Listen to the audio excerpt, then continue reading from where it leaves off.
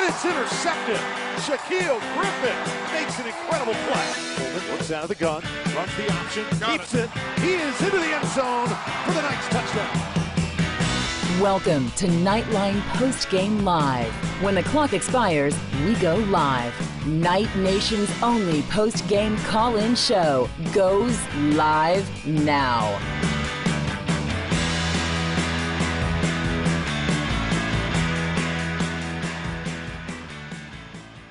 All right, hello Knight Nation. This is Andrew Phegley, and this is Knightline Post-Game Live. We are at Burger U, live at Burger U on the UCF campus. Special thanks to Travis Dever and the Dever team for supporting Knightline. Looking for a new home or getaway? Travis and his team have what you're looking for in the new Smyrna Beach area. Check out the Dever team today at www.thedeverteam.com. All right, my co-host Trace is currently getting post-game sound from head coach Scott Frost and the UCF players, but joining me here is Eddie Melville. Andrew, thanks for having me. Absolutely. Let's do this. So, number one, the phone lines are open, 407-401-9184. 407-401-9184. Phone lines are open. So, I think what we're going to start with here is I'm going to just give you my synopsis. It's called Andrew's First Take. And the biggest thing that, I'm happy. 73-33 win. 73 points is awesome. Absolutely. I'm very, very happy with 73 points. Now, the 33 points that they scored, I'm not so happy about. Yeah. I don't know if maybe we took them a little lightly in the beginning. I'm not sure what happened, but something happened.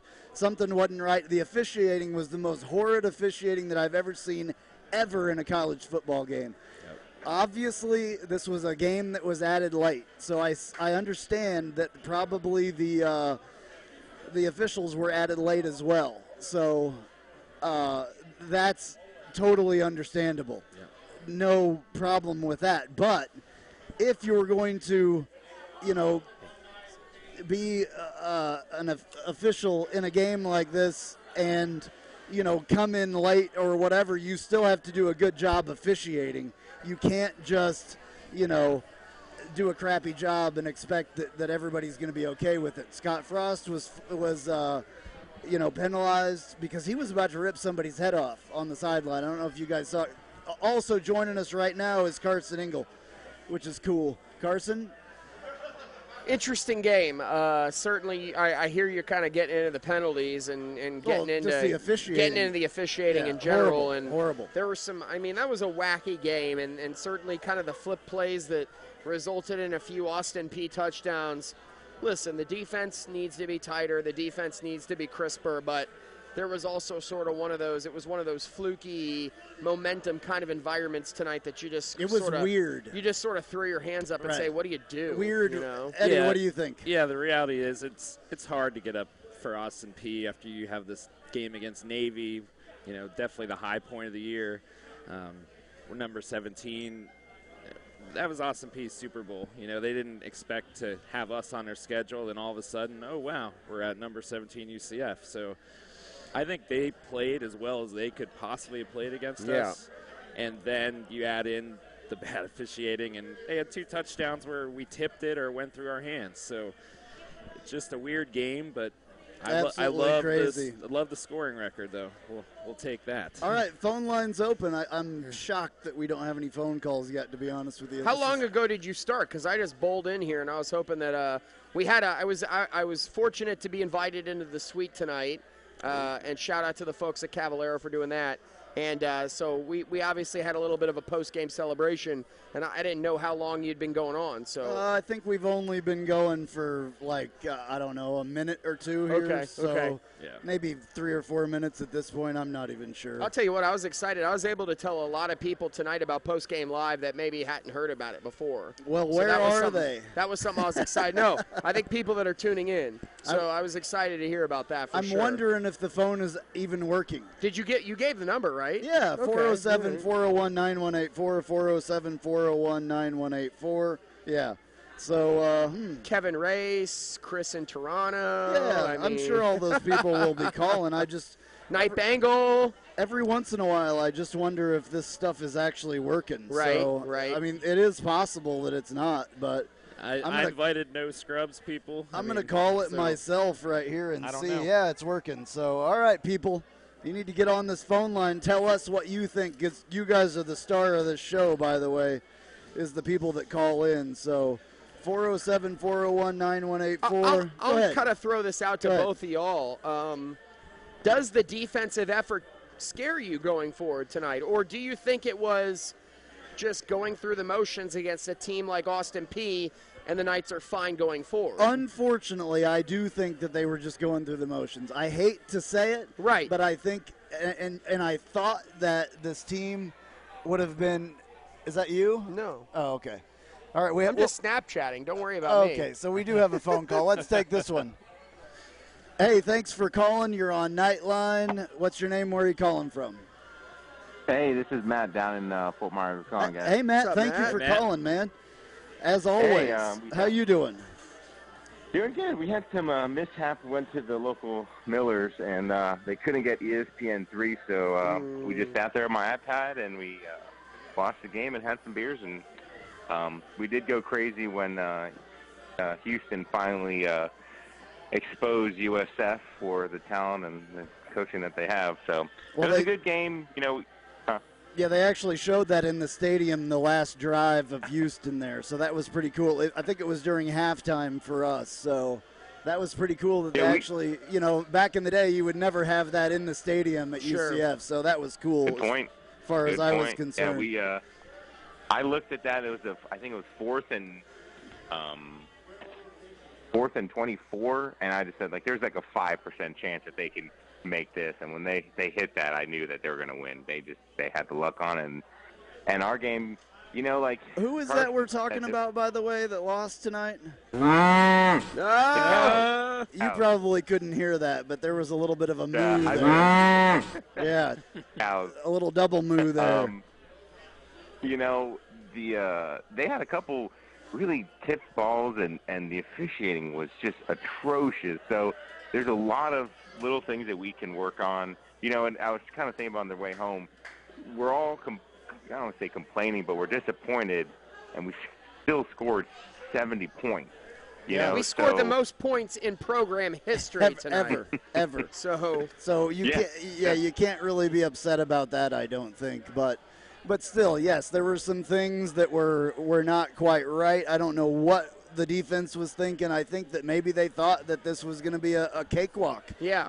And I wouldn't think that our coaching staff would really let that happen. I'm surprised. It's hard though when you know who you're playing. You know you're playing a team that's an FCS opponent that is going to Disney World on Friday. You see all those things. Right. No matter how great our coaching staff is, and obviously they're phenomenal, there's a certain point where you just can't stop the bleeding, and that stuff's going to seep in. So absolutely. I just hope that we get it righted back, and again, that we're ready to go for SMU because this is a team that I watched last night, and defensively they're garbage. UCF's going to score up and down and all day on them, but the Mustangs can score, so that UCF defense, who I feel like has kind of eroded very, very slightly over a few weeks, and then maybe tonight the gulf kind of opened, tighten it back up and become the unit that you can be. Absolutely. Well, and it's great we got Neville Clark back out there tonight just to get some reps. Go ahead, Matt. I'm always a big believer of the team who wants it more is going to win, in most cases. And, we had a big game last week. We have a pretty good game next week. And, what Carson was saying, it's kind of hard to coach your guys up for, an opponent like this. And we were talking, the whole boards, and everyone was talking about pulling McKenzie not even starting. So they came prepared. They looked at this as a bowl game, so they really wanted it. And, our coaching and our talent, outlasted them. So it was a little bit of, disappointment, but it's nothing. It's not like what's going on in Gainesville. We'll say that. Absolutely not. Yeah, I just got an alert on my phone. Speaking of Gainesville, and we don't really talk about that team on the show very much, but Mike Bianchi says Gators will fire McElwain because of his arrogance, not his offense. So that's a little. If we can hold on to Frost after this offseason, I think we get him for a couple years.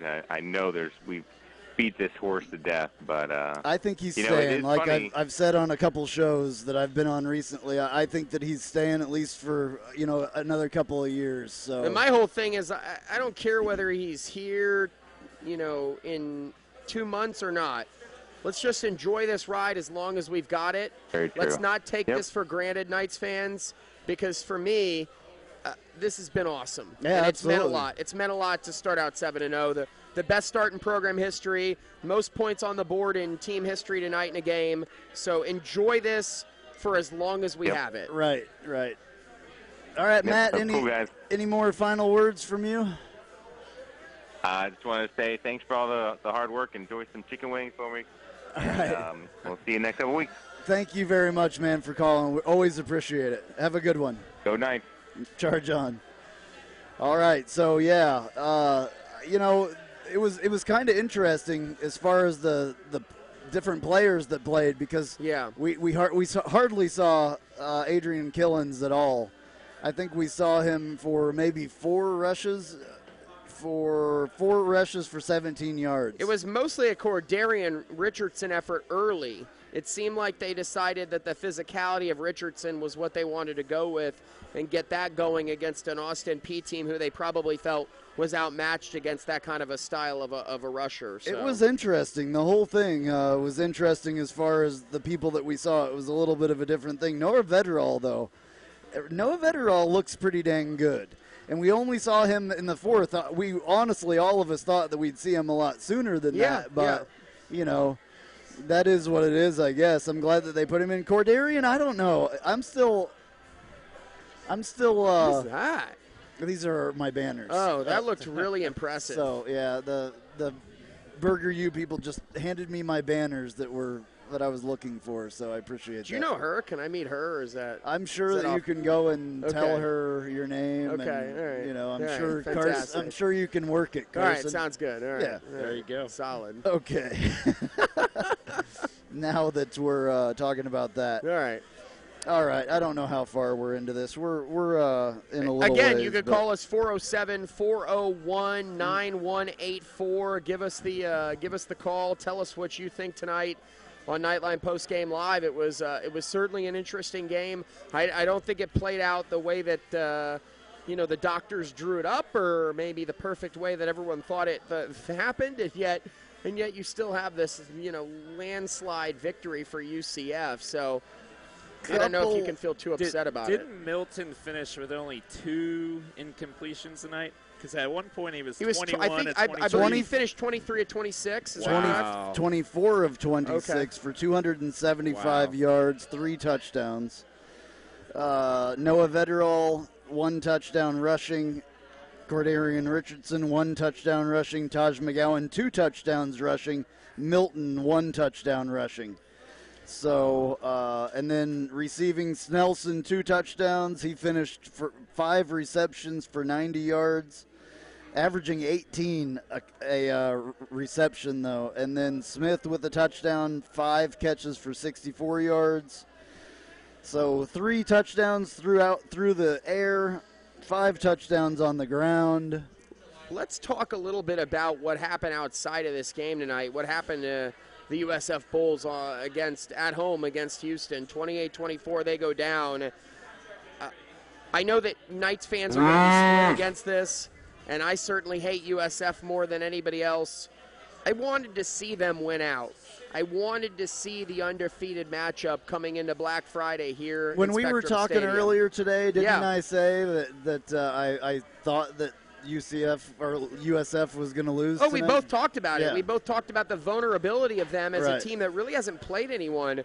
And Houston has been an improving team under Major Applewhite. They still have so many of the pieces that Tom Herman put in place, including Ed Oliver on the defensive line, who's probably the best player in the conference, the best athlete Right. overall in the conference. And so that's a good Houston team.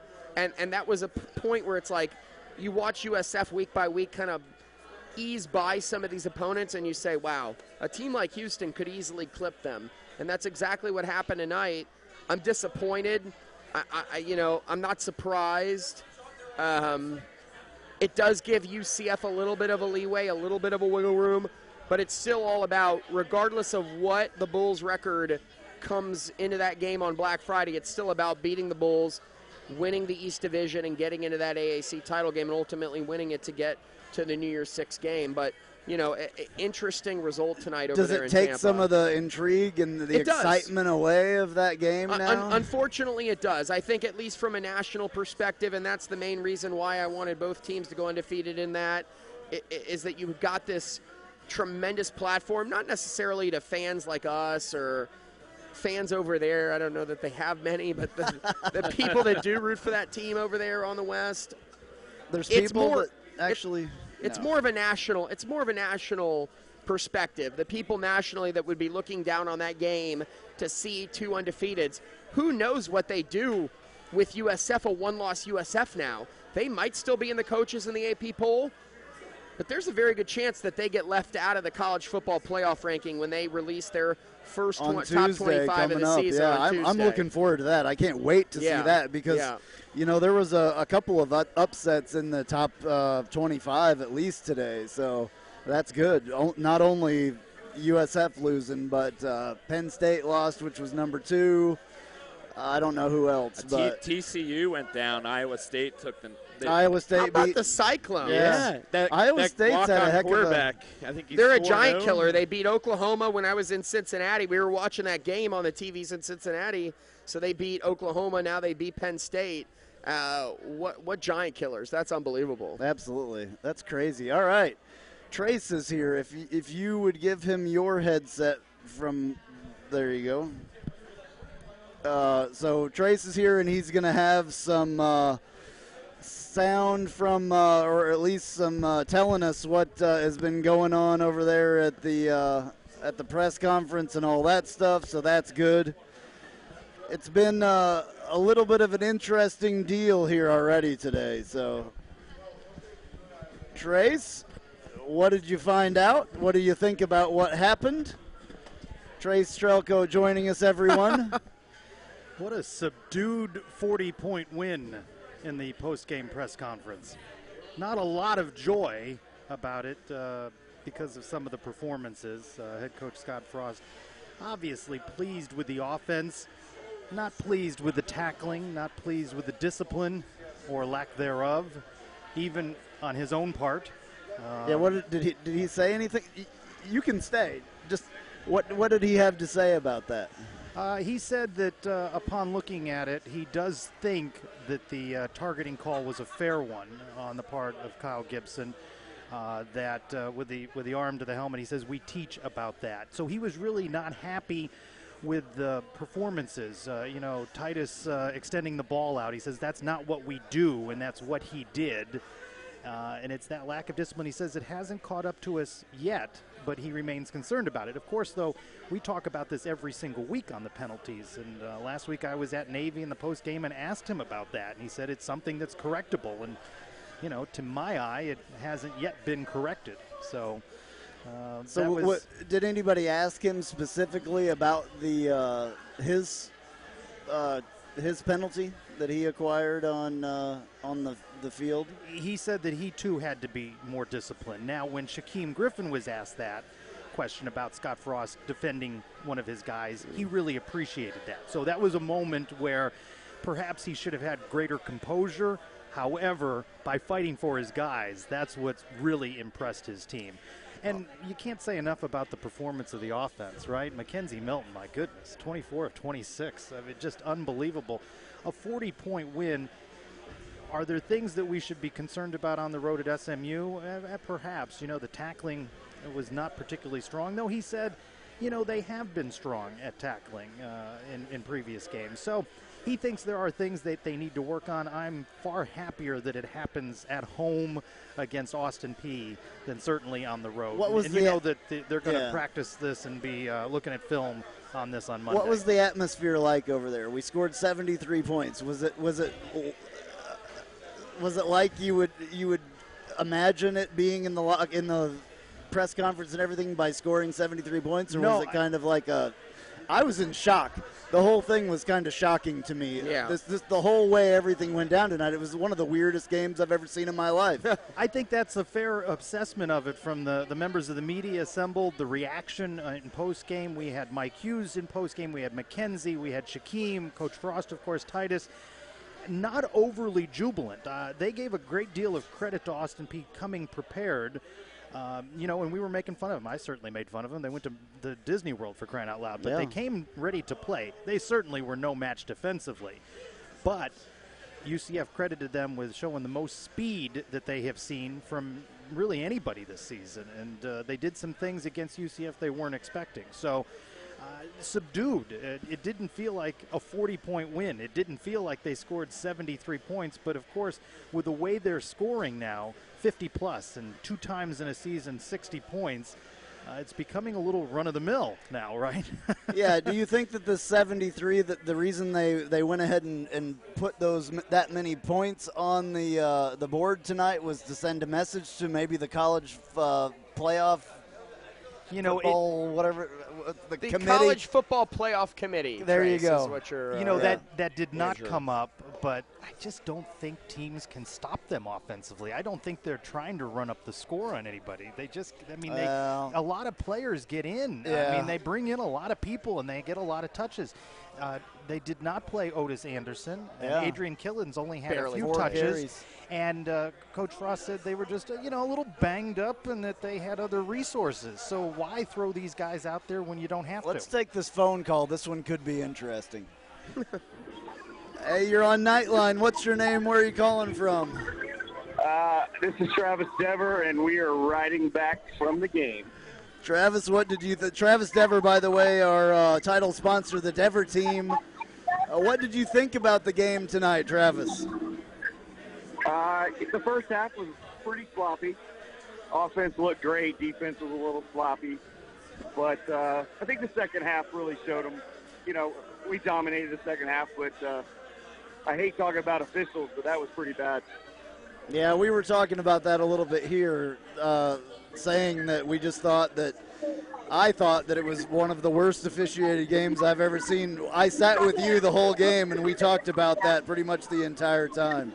So kind of looked like a high school crew out there or something. I don't really know what it was, but it was awful. But the team did real well. Right on. So I guess I'm satisfied. We got out of there with a win. I mean, it's interesting because we say that we're satisfied and everything, 73-33, but it was kind of weird. If our offense couldn't have scored that many points, that game could have been very, very close. Could have been a shootout with that team. Yeah, and it could have been, which would have been real bad, but not at all what was expected. Points, so. Yeah. All right, man. Thank you for calling. We really appreciate it. Thank you for everything that you do for us. I really appreciate it. And be safe there on the bus ride home. We will. All right. His tricked out Bluebird school bus. Yeah, he's got a really cool. It's over in the softball lot. Normally they take off and they got to go all the way back to New Smyrna in an old school bus. That it's in great shape and everything, but it is a school bus. You know what, guys? Let's take a little break here very quickly and do a commercial, and then we'll be right back.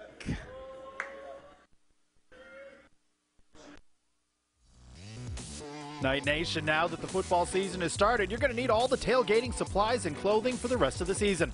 And the best place to get all of your favorite night stuff is Fan Addicts. Please go to our website, UCFNightlinePodcast.com. Click the Fan Addicts logo to find the best selection and best prices for everything you need. All righty, we are back at Burger U, our home for Postgame Live.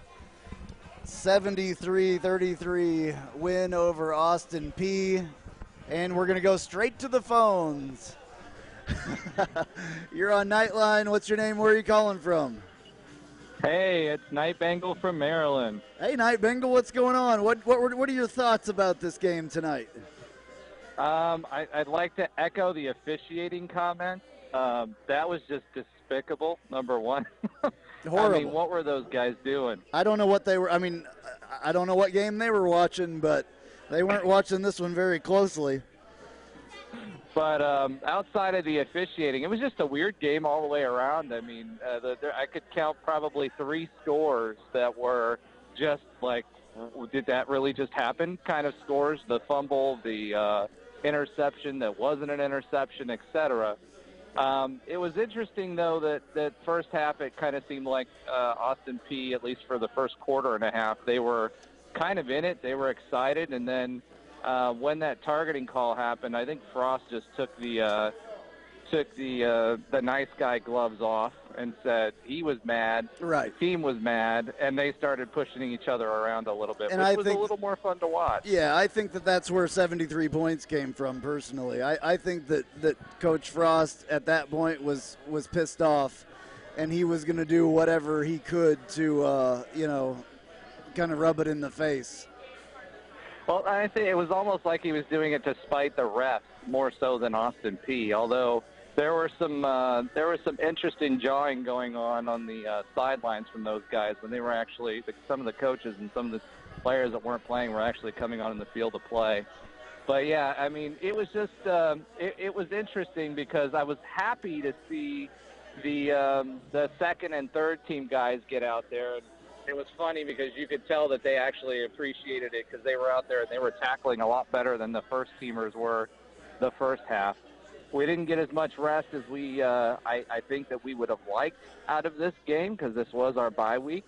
So that'll be interesting. Did you guys get any update on AK and why he wasn't out there for most of the game? I didn't hear that portion. Yeah, this is Trace. Coach Frost was asked that in the post game, and he said that he's fine, as was Otis Anderson. They were just a little nicked up, and I really indicated that they didn't need them, so why play them? I could see Adrian Killens on the bike after his first couple of carries, just kind of going through the motions on the bike and then watching the game on the Jumbotron. So it appears that everyone was fine. They're just taking it in, and they didn't need to play. Yeah, well, that was awesome. It was. Oh, go ahead. I'm sorry. No, go ahead. No, I was just going to say the other thing I noticed too was Collier getting out there. I was interested to see how he was going to play, and he looked pretty solid out there in defense. I mean, he had the pick. He was all over the field. He had people covered. He was hitting pretty hard. So I was pleasantly surprised with him. The commentators were. Go ahead. We saw both of our guys, Neville Clark and Tristan Payton. Yeah. And you mentioned Collier, on that weird touchdown Austin Peay had where it bounced around a little bit. He was in on that play defensively. And really, Austin Peay had a couple of weird scores. Yeah, that one was the weirdest one of all, when it bounced through like 3 people's hand and wound up in the hands of the wide receiver in the end zone. That was one of the strangest scores that I've ever seen. So, and the receiver, I mean, he was really playing heads-up football because on the replay, I thought initially that he just dropped it and bobbled it, but the receiver has a hand in there and actually popped it back out. The very fact that it popped back out into his hands was just like, did that really happen? Yeah. And it was just, like I said, it was for them, for Austin Peay. I'm glad they had that game. I'm glad they had some luck out there, but 21 of those points were really luck, and I just kept thinking back to us, and you hear about I think it was the Nebraska game that Frost played in, where we had the shirts made up when we were in their shoes about leading at halftime, and I was just putting that in context for myself. That was really this game for them. Absolutely. All right, Night Bengal, thank you very much for your call. We really appreciate it. Can I just tell you that I appreciate it. Yeah, no, I was just going to say, can I just tell you how happy I am that the Cows lost to Houston, and it's been just a bad weekend for them. I know that is the subject of some controversy. I know some people want this Black Friday showdown with them. I just don't care that they lose. I really don't. And women's soccer upends them in order to win the American Athletic Conference regular season crown, and it's been a cruddy weekend for the Cow Pasture School. So yeah, I'm totally good with it. And when did I text you and tell you that was going to happen? Yes, you did. You did. What time was that? Earlier, before the game. So it was like 1 o'clock in the morning. Yeah, I got it this morning. Yeah, I'd like to pipe in and say I predicted that on No Scrubs on Sunday, and I got the same kind of reaction Carson had with not being happy about that. But right. Houston's a good squad, and USF has not looked good. Right. So. Eddie Melville of the No Scrubs podcast. Yep. Oh, No Scrubs Allowed. Yep. I'm sorry. Tell us where people can find that. We're on iTunes. You can follow us on Facebook, No Scrubs Allowed. We do Instagram stuff, No Scrubs Allowed Pod. And the iTunes is the main place. And then, of course, we have a website, noscrubsallowed.com. So we're growing, and these guys have been a little inspiration for us. So go cool. Knights. Well, thank you very much. We appreciate that. We're the wind beneath their wings, Andrew. Well, I wish that I had that song queued up. I could play it. So Mackenzie Milton commented on the Cows defeated Houston and said, not with any sarcasm, that he wasn't surprised just because of how competitive the American is and that Houston is a good school. So hearing the final, and he saw it and learned about it when it played on the big screen in the stadium, he said he wasn't particularly surprised about it. One other fun moment from the post-game, Shaquem Griffin, his scoop and score. First time he's ever scored. Really? First time he's ever scored sure at any about level of play. Really? Yeah. I wasn't sure about he that. said that he was channeling his inner AK, his inner Adrian Killins, by going across chin first there, across the finish line, the goal line there. No, that was a great score, and I love that. Very happy to see that for him. I was talking to his dad earlier today about how it seemed like it's been kind of a down year for him, even though it really hasn't. But everybody is all these teams are scheming against him, so it's kind of making him look bad this year. It's not that he's really having a bad year, though. It's just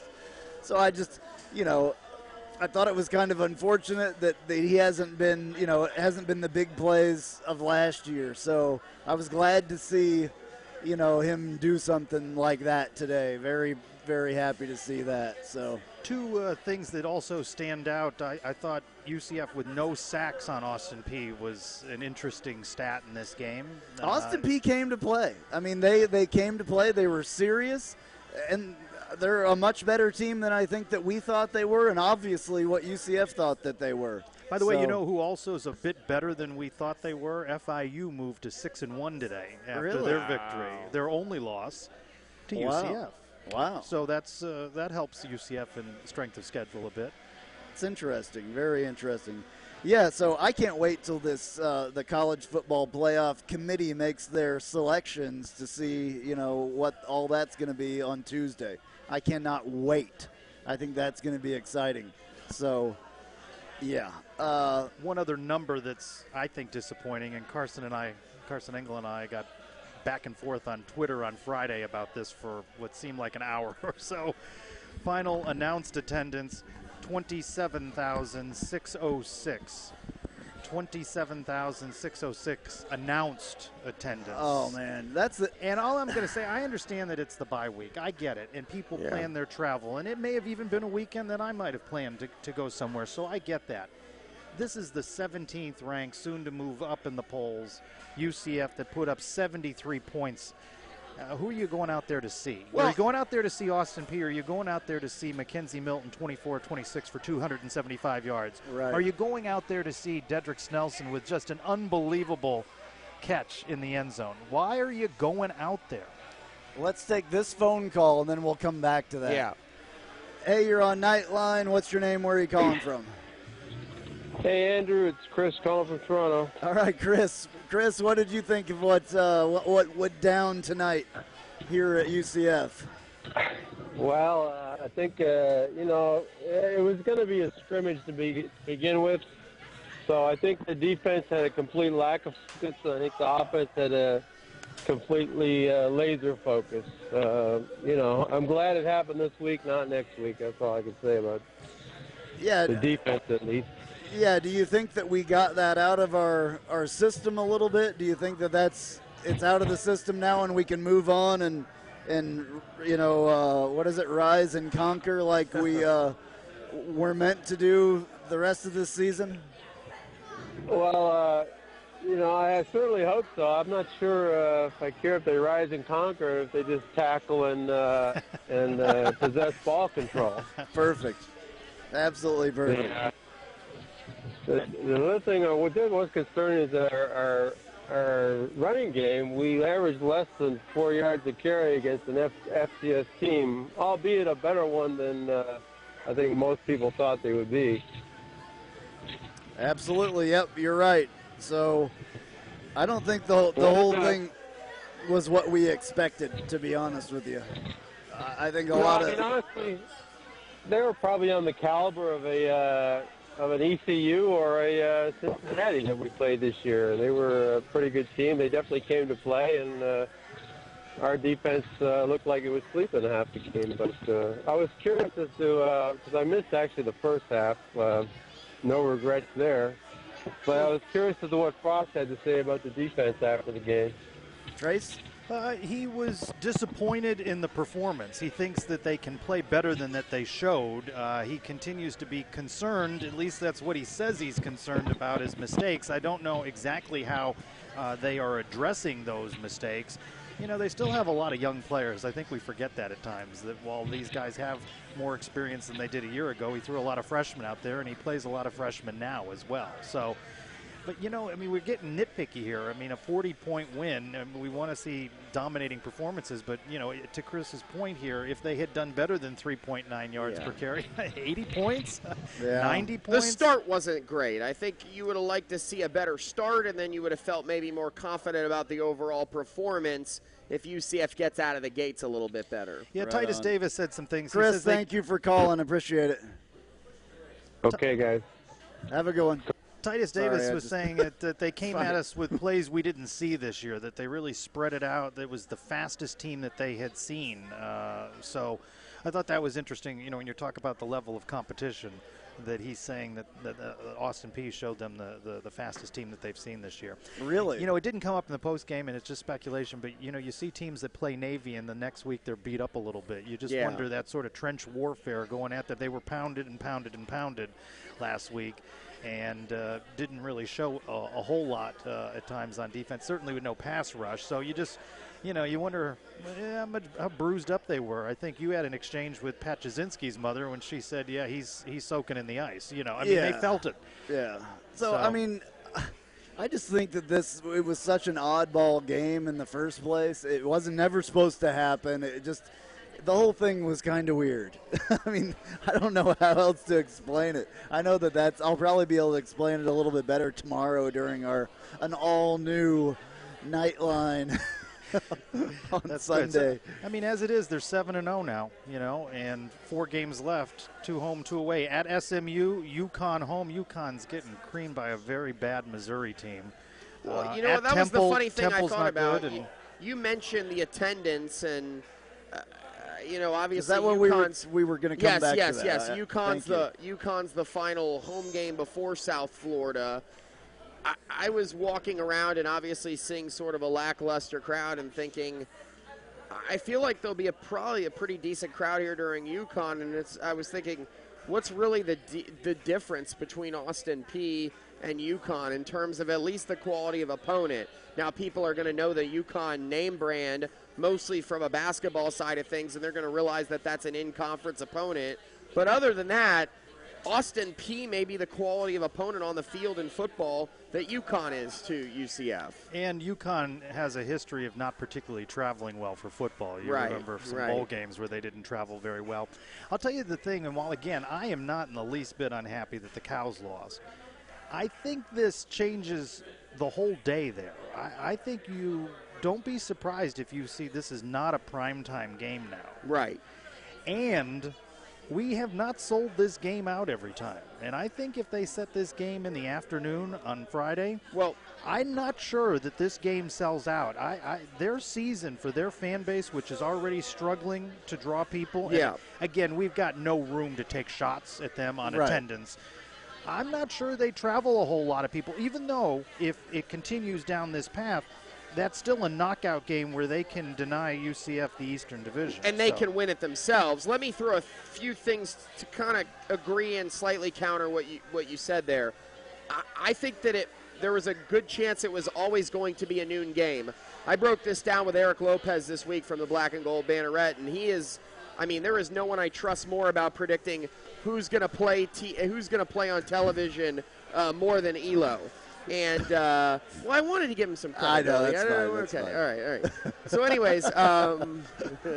anyways, Elo basically said this is likely to be a noon ABC game. If you look back to the history of the way Black Friday is scheduled by the ESPN family of networks, they like to put a premier game on that noon slot, and they don't have the Nebraska game to schedule anymore because that's a Fox game.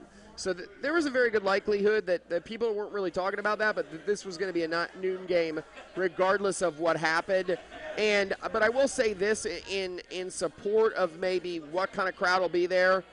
UCF's already gone to their dynamic pricing model. I know that's only a $5 raise this week, but if you're doing that a month out, that means that you've probably sold a good number of tickets already. So I would say that it's going to be a sellout. Are you predicting a sellout? You know what? I'm going to predict a sellout. Just a hard sellout? Just to counter. A real sellout. Just to counter your attendance negativity, I will predict. Oh, my goodness. My attendance negativity. It's not my attendance negativity. It's 27,606. It wasn't good It was tonight. Reflected in that stadium Listen, tonight. back to that. We didn't really get a good chance to discuss it, Trace. It's got to be better than that. We had a conversation. We were all upset we were denied games because of the hurricane. Yeah. They did what they could to arrange another game. Right. Who is it that they wanted to arrange here tonight? Right. Ohio State? That would have been nice. Yeah, totally but agreed. That's not realistic. Everyone around the students community, everybody should have been better tonight from an attendance standpoint. I know we had a long conversation about it on Twitter this week, and I thought it was a great conversation. It was lively. But that conversation could continue with the steam that was coming out of ears at this place here at Burger U. Speaking of, we are at Burger U. I want to take a quick little break, and we will be right back.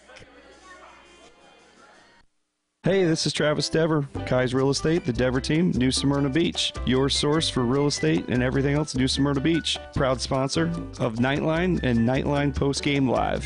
Call me anytime at 386-690-1636. That's 386-690-1636. Let me show you my hometown, New Smyrna Beach, UCF's favorite beach. Go Knights and charge on. All right, we're back at Burger U. This is Knightline Postgame Live. Telephone number 407-401-9184, 407-401-9184.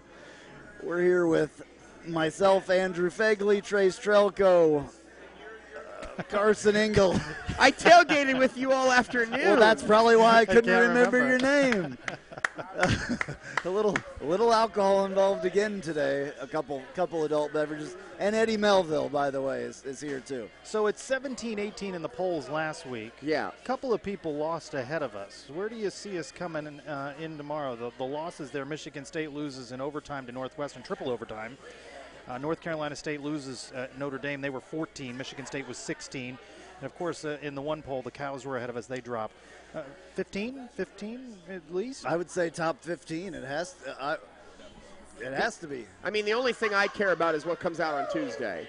And that's the college football playoff top 25. That's where it really matters. And we're going to be finding that too. And I have no clue what to expect from them. The committee, they act like Mavericks. They go by the beat of their own drum. They kind of decide their own things about who's good and who's not.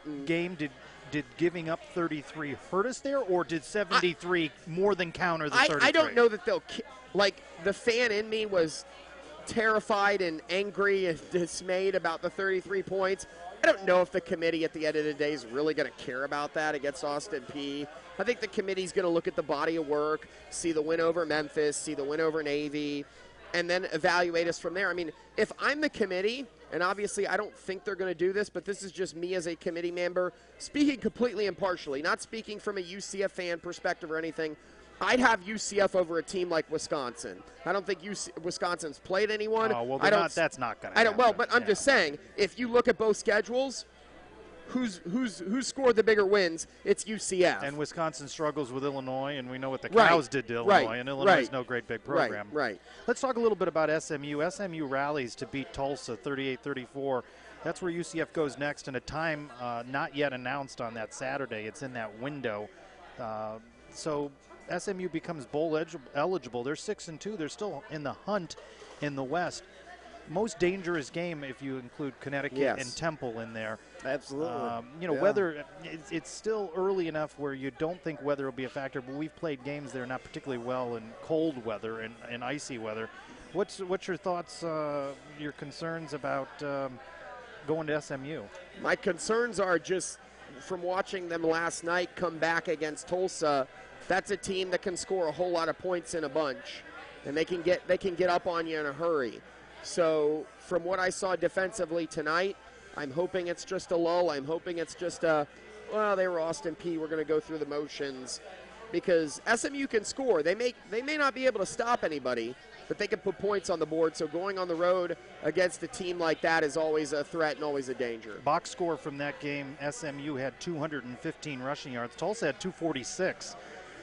SMU had 366 passing to Tulsa's 212, so that was 581 yards of offense for SMU in that 38-34 win over Tulsa. They can't really run it, but, I mean, they can throw it all over the place. And, again, like what we saw tonight, I will be sitting somewhere within the confines of Gerald Ford Stadium, potentially in the fetal position during that game, depending on how things. Is that because of the tailgating or because of your Friday night? No. That will be because of my concern about the game. Yes. Well, what do you think the line comes out as? Double digits? I think UCF will be the favorite. I could see a scenario UCF might be a 10-point favorite, maybe.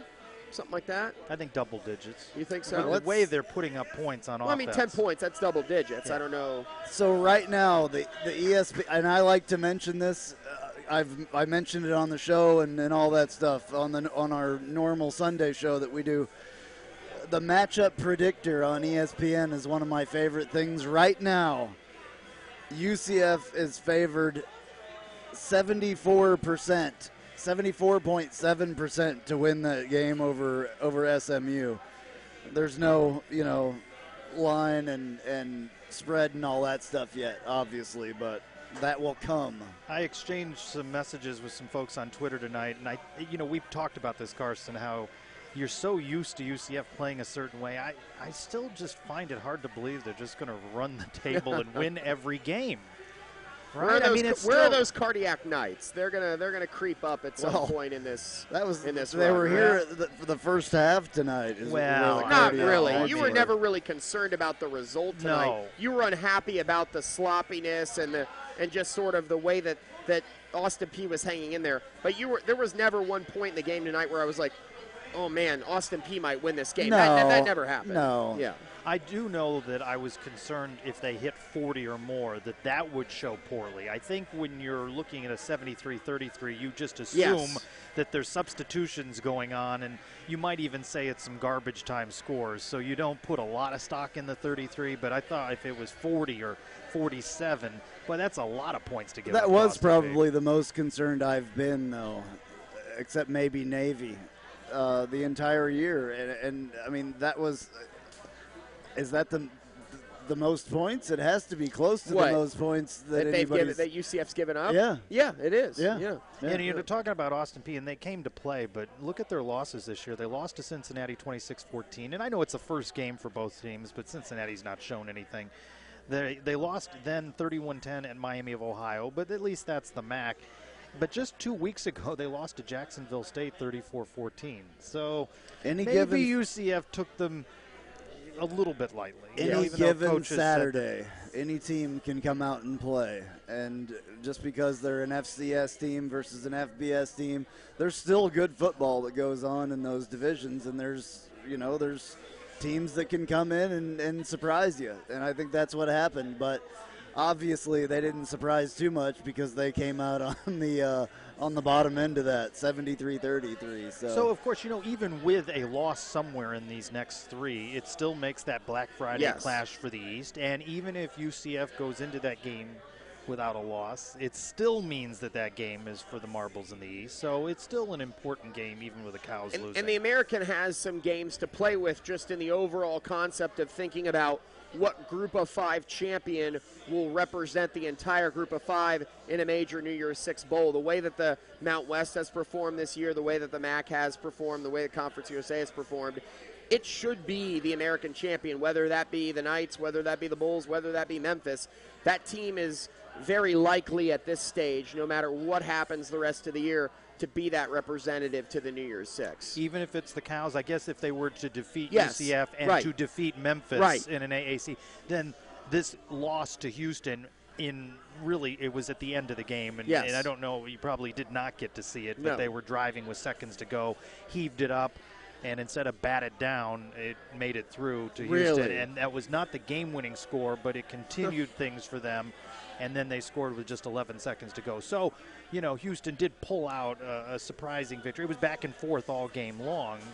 But Houston is not a bad school. This would have looked poorly upon them had they lost to Tulane at home. Unfortunately for the profile of that rivalry and for that Black Friday game, Charlie Strong is not a good coach. So that's where the Bulls fall tonight. And, I mean, again, I wanted to see that completed. I wanted to see that undefeated matchup. I'm not too disappointed either, though. Yeah, well, we're going to get to see it anyway. It's not going to be undefeated, obviously, but I don't really think that it takes that much away from it, to be honest with you.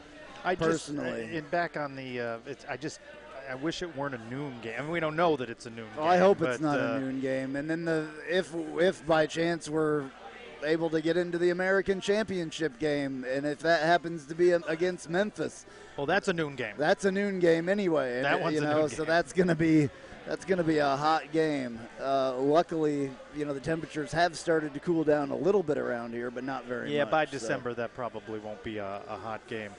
So, we've got some questions to ask of Kyle Israel and Nick Patty on our Knightline on Sunday, and some interesting questions to ask our SMU insider who covers the team. Again, they're bowl eligible and they're no pushover. We got an exciting show coming up tomorrow. We got a lot packed We got a lot of. I'm not going to divulge everything, but you've already talked about a few things, but we got another little surprise. I'm not sure when we're going to do that, but it will be something that y'all will probably have to look out for during the week. Plenty of cow mooing. Plenty of cow mooing. Yeah, we got a bunch of cow mooing. We got all kinds of stuff. We've got basketball sound because that's coming very soon. Which seems like a million miles ago with everything that goes on with women's soccer continuing their climb in the polls. And American champions. That was what happened earlier in the week was Media Day. I was out there for that. We got plenty of sound. We're going to drop more of that. Basketball season's just around the corner.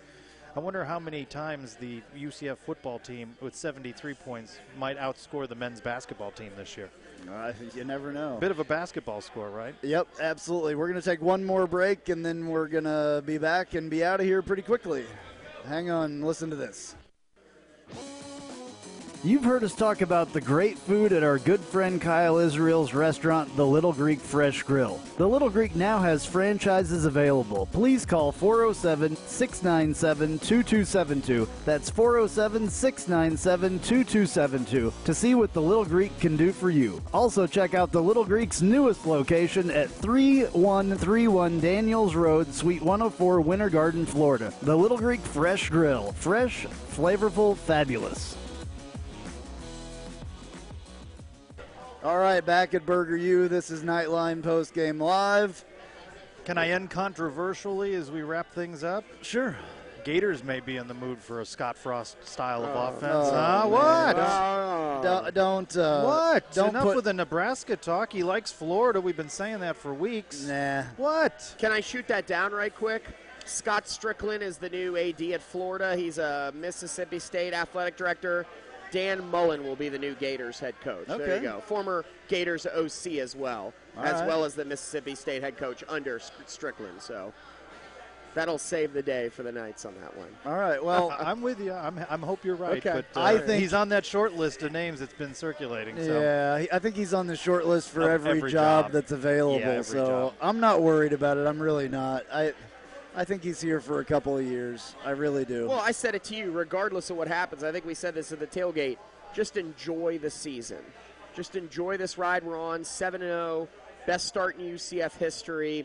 Biggest margin of victory tonight in terms of the number of points. So, big game for UCF tonight. I really didn't mean to play that, but I guess that'll do it for us tonight. That was kind of a Freudian slip there, I believe. I was like, I got to get out of here. I'm used to that, though, on the radio, so it's okay.